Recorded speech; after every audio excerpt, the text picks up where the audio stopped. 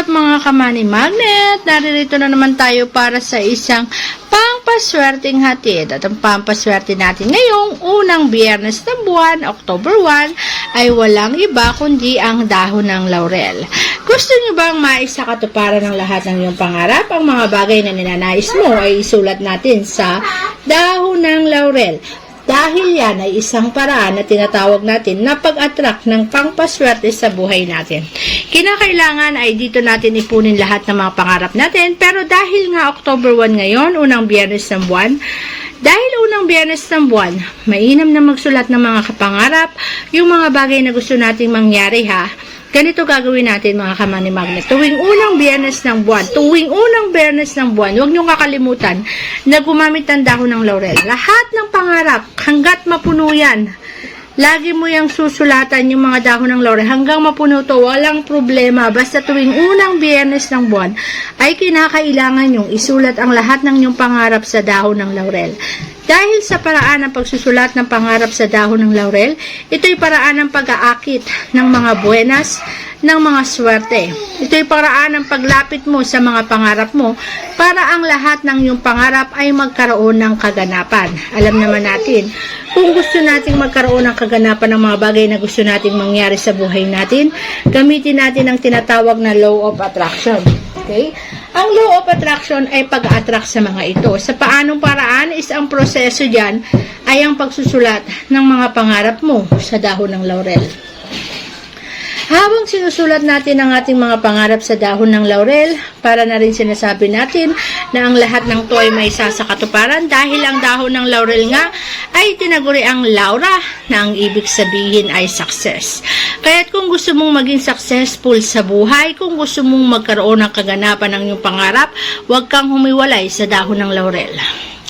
Dahil ang dahon ng laurel ay nagbibigay ng kaganapan ng mga ito. Marami nang sumulat ng mga pangarap nila, ng mga kahilingan nila sa dahon ng laurel at lahat naman ito ay naisakatuparan. Isang mabisang paraan yan para sa tinatawag nating law of attraction.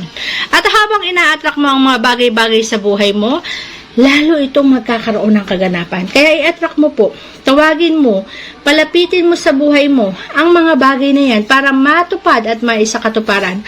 Dahil kapag ginagamit mo ang tinatawag na manifestation, yung pag-akit mo sa swerte, talagang mabilisan ang kaganapan ng ito.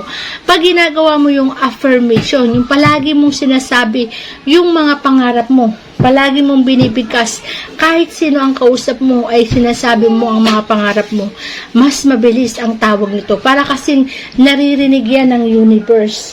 At habang naririnig ng universe ang mga pangarap mo, ay lalo itong magkakaroon ng kaganapan. At meron din tayong paraan na tinatawag na visualization.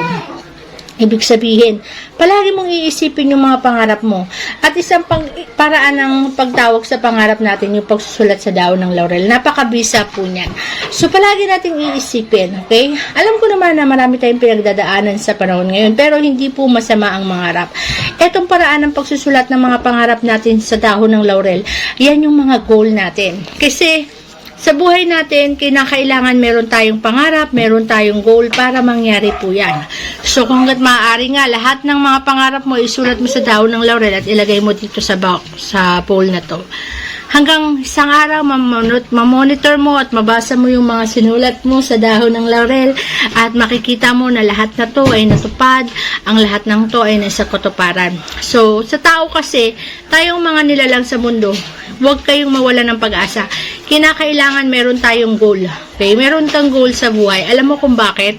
Kasi yung goal mo na yan ang magsisilbing motivasyon mo. Okay? Para bang inaakit ka, ina-attract ka na tuwing maaalala mo, tuwing makikita yung goal mo, tuwing mababasa mo to na isinulat mo sa dahon ng laurel, lalo kang na-motivate na kumilos, lalo kang na-motivate na magsumikap kasi alam mo na yung goal mo ay matutupad at maisa sa katuparan. Kasi nga nakikita mo, na-motivate ka pagbubutihan ko.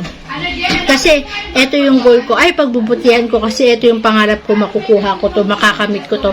Alam mo kasi, ang isang taong wala nang kapangarap sa buhay, ay wala na pong pag-asa yan. Yan yung mga tao na nabigo sila minsan, ayaw na nilang mag-try. Kapag ikaw ay nabigo at hindi mo na subukang muli, wala na pong mangyayari sa buhay nyo. Kasi ang pagtupad ng pangarap namin, kailangan mo mag-take ng risk. Kahit anong pagsubok, huwag kang susuko. Hanggang magpatuloy ka ng magpatuloy. Kasi kapag naranasan mong mabigo, tapos sumuko ka na, hindi mo na makukuha yung goal mo kasi nag-stop ka na eh. Pero once na kahit ano pang pagsubok ang pinagdaanan mo, nagpatuloy ka pa rin. Kahit anong hirap yung pinagdaanan mo, nagpatuloy ka pa rin.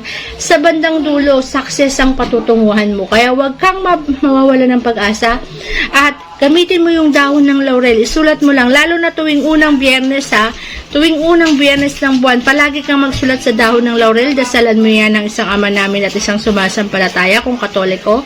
Sambitin mo lang yung mapanganalangin mo habang nagsusulat sa dahon ng laurel. Lagi mo yung gawin tuwing unang Biyernes ng buwan. Kasi tandaan mo, kapag palagi mo to at naging habit mo na yan, lalo kang namomotivate. Lalo kang namomotivate na pagbutihan. Lalo mong namomotivate yung sarili mo na gawin ang mga bagay na to hanggang isang araw matupad mo na ang lahat ng pangarap mo. At makikita mo na hindi ka mabibigo basta't porsigido ka sa buhay. Basta't masipag ka, basta't nagsusumikap ka. Hanggat nagsusumikap ka, walang imposible. Lahat ng pangarap mo ay makakamtan mo. Lalo pa nga at sinamahan natin ang dahon ng laurel. Kapag sinusulatan mo kasi ang dahon ng laurel, mas lalong mong naa-attract yung pangarap mo. Mas lalong natutupad yung pangarap mo. Mas lalong mangyayari sa buhay mo. Basta't huwag ka lang makinig sa mga taong negatibo. Dahil napakabisa po ng dahon ng laurel. Success po yan. Kaya ngayong dahon ng laurel, tinagurian nating Laura na ang ibig sabihin ay success. Kaya kung gusto mo ng success at hirap na hirap ka na sa buhay, ayaw mo na magpatuloy yung kahirapang pinagdadaanan mo, gawin lamang po natin to, walang mawawala. Napakamura lang naman ang dahon ng laurel. Hindi naman kayo gagastos ng mahal, hindi kayo maglalabas ng mahal, hindi kayo maglalabas ng mahal na pera.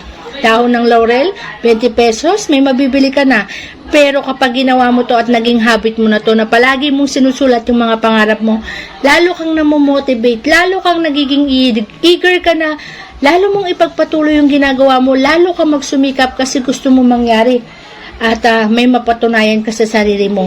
Para isang araw, kung ngayon inaapi-api ka ng mga tao dahil wala kang pera, isang araw magugulat na lang sila na successful ka na, meron ka ng bahay, may kotse ka na, may sasakyan ka na, marami ka nang napundar. Kaya't hayaan mo lang yung mga taong umaapi sa iyo ngayon dahil isang araw makikita nilang mas angat ka sa kanila. Mas angat ka. Yan ang lagi mong sasabihin sa sarili mo. Na isang araw aasenso ka. Yan nga mga kamani magnet, ang pampaswerteng ritual natin ngayong unang Biyernes ng buwan, October 1. At kung hindi pa kayo nakaka-subscribe, ay mag-subscribe, i-like at i-share ang video ito. Thank you very much!